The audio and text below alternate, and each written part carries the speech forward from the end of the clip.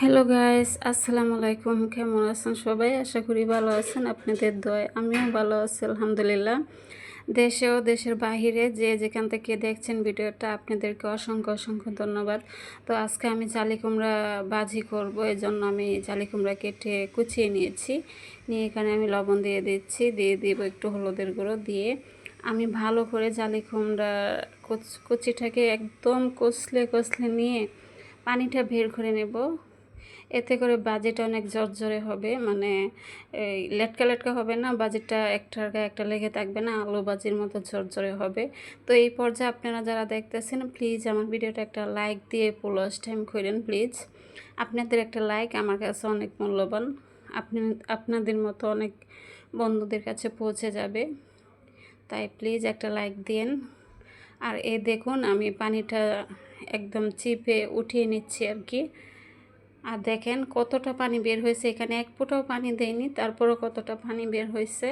আর এই দেখুন এরকম হয়েছে। এটা আবার একটা ধোয়া দিয়ে নিব, আমি ধুয়েই নিয়েছিলাম, আবারও ধোয়া দেব।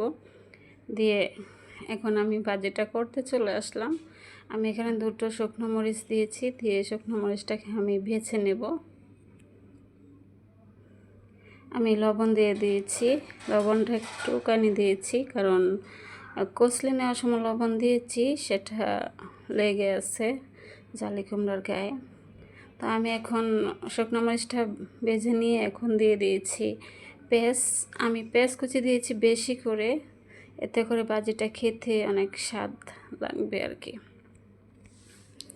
পেঁয়াজটা ভাজা হয়ে গেছে, এখন আমি ওই যে কুচিয়ে রাখা জালি কুমড়াটা দিয়ে দেব। আমি এখন জালি কুমড়াটা দিয়ে দিচ্ছি। আর দেখতেই পাচ্ছেন যে কতটা ঝরঝরে হয়েছে, মানে এটা ভাজি করার পরে অনেক টেস্ট হয়, মানে অসাধারণ লাগে। এটা রুটি, পরোটা, সাদা ভাত সব কিছুর সাথে খেতে অনেক মজা লাগবে। তো আমার এই ভিডিওটা যদি আপনাদের ভালো লাগে তাহলে আমার চ্যানেলটা সাবস্ক্রাইব করে লাইক কমেন্ট করে আমার পাশে থাকবেন প্লিজ। আপনারা যদি আমার পাশে থাকেন আমি অনেক দূর যেতে পারবো ইনশাআল্লাহ। আপনাদের সাপোর্ট ছাড়া তো আমি এগোতে পারবো না, তাই প্লিজ আপনারা আমাকে সাপোর্ট করবেন। আমি একটু ঢাকনা দিয়ে ঢেকে দেব।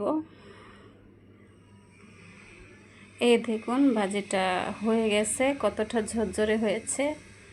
কমেন্টে জানাবেন কেমন হয়েছে ভাজিটা, আর খেতেও অসম্ভব মজা হয়েছিল। তো ভাজিটা হয়ে গেছে। আপনাদের মূল্যবান সময় দিয়ে আমার ভিডিওটা দেখার জন্য অসংখ্য অসংখ্য ধন্যবাদ।